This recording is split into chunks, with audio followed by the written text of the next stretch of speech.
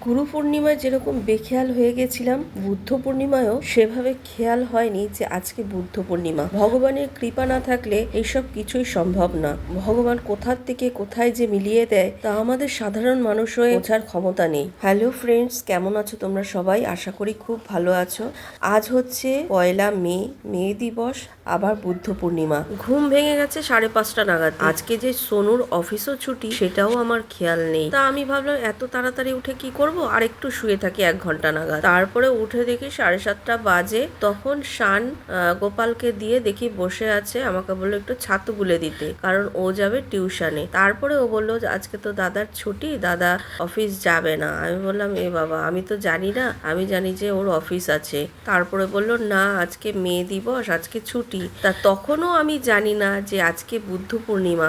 আমি ভাবলাম সে তো আমাকে রান্না করতেই হবে, আমি ভাতটা বসিয়ে দিই, চায়ের জল বসালাম। এদিকে ইঁচড় কালকে অফিসে যাবে বলে ইঁচড় কেটে আমি সেদ্ধ করে রেখে দিয়েছিলাম ফ্রিজে, ওটা বার করে নিলাম ফ্রিজ থেকে। আর আম ডাল করেছিলাম বেশি করেই, ওটাও বার করে নিলাম। আর এখানে চিংড়ি মাছ কুটে রাত্রিবেলা রেখে দিয়েছি, সকালবেলা তাড়াতাড়ি রান্না করব, ওইটাও বার করে নিলাম। এদিকে ময়লার গাড়ি চলে এসছে, ময়লাটা ফেলে দিয়ে চাটা ছেঁকে নিলাম। তো আমার হাজব্যান্ড ঘুমাচ্ছে, ওর চাটা ঢেকে রেখে দিলাম, আমি চাটা খেয়ে নিলাম। আর এখন একটু ঠান্ডা ঠান্ডা ওয়েদার, কদিন ধরে রোজই প্রায় বলতে গেলে একটু ঝড় বৃষ্টি হচ্ছে, এই জন্য ঠান্ডা ঠান্ডা ওয়েদার। দেখলাম ঘুমাচ্ছে যখন, তাহলে ঘুমাক। সোনুও ঘুমাচ্ছে, শাশুড়ি মাও ঘুমাচ্ছে। আমি এদিকে চাটা খেয়ে তারপরে রান্নাটা করব। চা খেতে খেতে ভাবছি আর কি রান্না করব। ইঁচড় চিংড়ি তো করবই, ডালটা গরম করে নেব, আর কি করা যায়। সবজি তো প্রচুর রয়েছে, দেখি কি করি রান্না। তো এদিকে আমার ভাতটা হয়ে গেছে, ডালটাও গরম করে নিলাম। করলাম আমি বটবটি আলু ভাজা। আগের কিছুটা বটবটি ছিল, এইবার বাজার থেকেও আবার বটবটি নিয়ে এসছে, ওই জন্য আলু দিয়ে একটুখানি ভাজা করে নিলাম। এঁচড়ের আলুটাও ভেজে নিলাম, ঝোকাগুলো ভেজে নিয়েছি, মশলা করে নিয়ে আমি এঁচড়টা দেখো বসিয়ে দিয়েছি। এঁচড় তো সেদ্ধ করাই ছিল, বসিয়ে নিয়ে তারপরে আমি ঝোল দেবো। হয়ে গেছে, আবার আমি নামিয়ে দেখো দুভাগে ভাগ করে রাখলাম। সোনুশানের ডিম সিদ্ধ করেছি, এইখানে বটবটি আলু ভাজা নামিয়ে নিয়েছি, ডাল গরম করে নিয়েছি। আর কালকে রাত্রিবেলা এগ তরকা বানিয়েছিলাম, সেই তরকার ডালটা একটু গরম করে নিচ্ছি, কারণ আমার হাজবেন্ড জল আনতে গেছিল, ওখান থেকে ব্রাউন ব্রেড নিয়ে এসছে আর এখানে জিলিপি নিয়ে এসছে। তো আমার হাজবেন্ডরাও টিফিন নিয়ে যাবে, ব্রেড, আর সোনুশানও খাবে। আমার হাজবেন্ড জল নিয়ে আসার পরে তখন আমাকে বললো যে আজকে তো বুদ্ধ পূর্ণিমা। তখন আমি ক্যালেন্ডার দেখে জানতে পারলাম আজকে বুদ্ধ পূর্ণিমা। 11টা বাজতে যায়। ওদিকে রান্না বান্না সেরে ঘরটার সব কাজ করে বাসন মেজে ওদের খেতে দিয়ে টিফিন দিয়ে স্নান করে চলে এসেছি। আজকে আর কাচাকুচি করবো না, আমার একদম খেয়াল নেই, মানে গুরু পূর্ণিমায়ও আমার খেয়াল ছিল না। আমি খালি ভাবছি, আমি একবার ক্যালেন্ডার দেখেছিলাম, আমি খালি ভাবছি যে আগামী সপ্তাহে, আগামী শুক্রবার হয়তো বুদ্ধ পূর্ণিমা। তো আজকে যে আমার একদমই খেয়াল নেই। বুদ্ধ পূর্ণিমার জন্য আমি কিন্তু মুদির সদায় কিছু কিছু করে মানে রেখে দিয়েছি যে আমি বুদ্ধ পূর্ণিমায়, গুরু পূর্ণিমায় দিতে পারলাম না, বুদ্ধ পূর্ণিমায় কিন্তু আমি একটু ভোগ লাগাবো।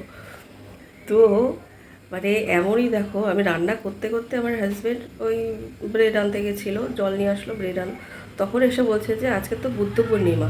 শান বলছে হ্যাঁ আমার ফোনেও মেসেজ দিয়েছে আজকে পূর্ণিমা। আমি বললাম না, আজকে তো না, ওটা তো সামনের শুক্রবার। তারপরে দেখলাম ক্যালেন্ডার, না আজকেই তো। বললাম দেখো, ভাগ্যিস দেখে নিলাম তাড়াতাড়ি করে। ওদিকে রান্নাও হয়ে গেছে, আর শুধু সকালবেলা চা বিস্কুট খেয়েছি, আমি মানে কিছু খাইও নি। তো ভাবলাম যে তাহলে চা বিস্কুটও খেতাম না যদি জানা থাকতো, তা জানতাম না, খেয়ে নিয়েছি। ঠিক আছে, এখন ঠাকুরের বাসন টাসন মাজি, তারপরে পুজো দেবো। সোনুকে দিয়ে আরও কিছু কিছু জিনিস নিয়ে আসলাম। আমি একটু সবজি টবজি কেটে এখানে 5 রকমের ভাজাটা করেছি, আর এখন আমি বসিয়েছি আলু দম, আর একটু পোলাও করবো, পায়েস করবো, আর আমের চাটনি করবো, যেন একটা আম নিয়েছি। বসিয়েছি আমি আমের চাটনি, আলুর দম আমার হয়ে গেছে।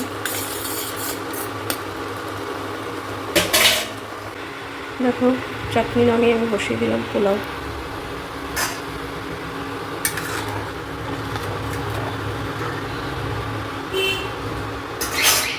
দেখো বসিয়েছি আমি পায়েস। এবার সব বেড়ে নেবো আমি, মানে ভোগের থালা।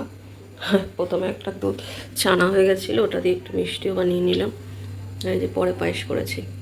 ওম নমো ভগবতে বাসুদেব, ওম নমো ভগবতে বাসুদেব।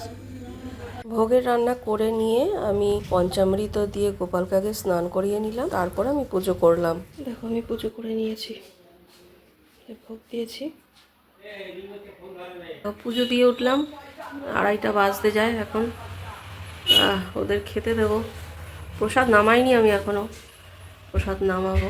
সকালবেলা এমনি শান গোপালকে দিয়েছে সেবা, মিষ্টি মাখন দিয়েছে, ভালোই হয়েছে। আজকে মিষ্টি মাখন দিয়েছে, তো ভালোই হলো। পুজোটা দেওয়া হয়ে গেল, এবার খেতে দেবো। আমি সন্ধ্যেটা দিকে নিলাম, ছেলেরা উঠে দেখলাম যে, মানে আমি শুয়েছিলাম, উঠে দেখলাম যে ওরা জিমে গেছে, হয়তো আমাকে ডাকেনি, তালা ঠালা মেরে চাবি দিয়ে গেছে।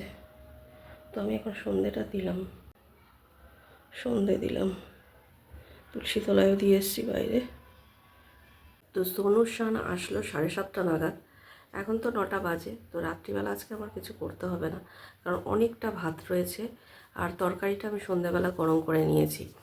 আর দুপুরবেলা বাসন মাজিনি, কারণ সকাল থেকে এতটা মাথা যন্ত্রণা করছিল, আমি দুপুরবেলা মাজিনি।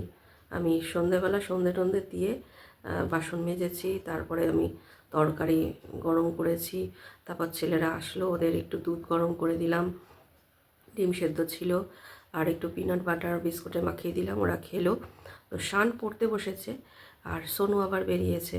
সোনুর আবার কালকে অফিস আছে, কালকে শনিবার, পরের দিন আবার রবিবার ছুটি আছে।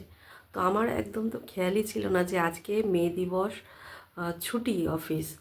আর ও অফিস আজকে মানে ছিল বলে মানে ভেবেছি আমি আছে, ওই জন্যই কালকে আমি আর বেরোইনি। কালকে তো আমাদের দোকান বন্ধ ছিল, পরশুদিনও বন্ধ ছিল ভোটের জন্য, কালকেও বন্ধ ছিল, কালকেও সবাই বাড়িতে ছিল। আমার হাজব্যান্ড একবার বলেছিল চলো কোথাও যাই, তা আমি বললাম না, ঘরে আমার অনেক কাজ আছে। কালকে সন্ধ্যেবেলা অনেক কাজ করেছি, মানে আমার কতগুলো মশলা গুঁড়ো করার ছিল, লঙ্কা পেস্ট করেছি, তারপরে এদিকে রাতের রান্না করেছি, রুটি তড়কা, তারপরে এঁচড় কেটেছি, চিংড়ি মাছ কেটেছি, সব এঁচড় কেটে আবার সেদ্ধ টেদ্ধ করে রেখে দিয়েছি যে তাড়াতাড়ি হয়ে যাবে।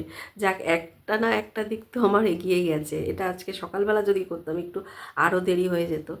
যাই হোক, সোনুর অফিস, মানে অফিসে তাড়াতাড়ি রান্না করে দেবো, ওই জন্য তাড়াতাড়ি কালকে করে নিয়েছি। কিন্তু একদিকে ভালো হয়েছে, অফিস নেই কিন্তু রান্নাটা তো তাড়াতাড়ি হয়ে গেছে, ওদিকে তাড়াতাড়ি করতে পারলাম গিয়ে। হ্যাঁ, যাই হোক, গুরু পূর্ণিমায় করতে পারিনি, একটা আফসোস ছিল যে তখনও বেখেয়াল হয়ে গেছিলাম, যে আমার একটুকু খেয়াল হলো না, হ্যাঁ, দিতে পারলাম না ঠাকুরকে, একটা মনে আফসোস ছিল। তো আজকে ঠাকুর না চাইলে এইসব কিছুই সম্ভব হয় না, জানো তো। তো যাই হোক, শরীরটা খারাপ লাগছিল ঠিকই, তাও করে নিয়েছি ঠাকুরের কৃপায়। ঠাকুরের কৃপা না থাকলে হয় না এসব। তো সোনু বেরিয়েছে, সোনুর কালকে আবার অফিস আছে, পরশুদিন আমার ছুটি। তো কালকে শনিবার, কালকে তো নিরামিষ। তো কালকে ভাবছি একটুখানি ফ্রাইড রাইস করবো, আর পনিরও করতে পারি, পনির যদি আনে করব, আর যদি না আনে সয়াবিন করব, নিরামিষ আর কি। তো কালকে আবার শানের একটা জন্মদিনের নিমন্ত্রণ আছে, তো শান যাবে সেখানে। আর সোনু কালকে যে অফিস গেছিলো, মানে গতকাল যে অফিস গেছিলো, সোনুর অফিস কলিগে, মানে উনি বললো যে উনি খাওয়াবে সবাইকে। এবার ও তো লাঞ্চ নিয়ে গেছে, এরকম অনেকেই লাঞ্চ নিয়ে গেছে। তো কি করেছে, ও আর খায়নি, আমি যেটা লাঞ্চে দিয়েছিলাম ওটা খেয়েছে, ও ওটা ক্যারি করে নিয়ে এসছে। মানে এরকম অনেকেই অফিস কলিগরা নিয়ে গেছে। ও নিয়ে এসেছিলো ফ্রাইড রাইস আর চিলি চিকেন, আর রাতে তো আমি করেছিলাম রুটি তড়কা।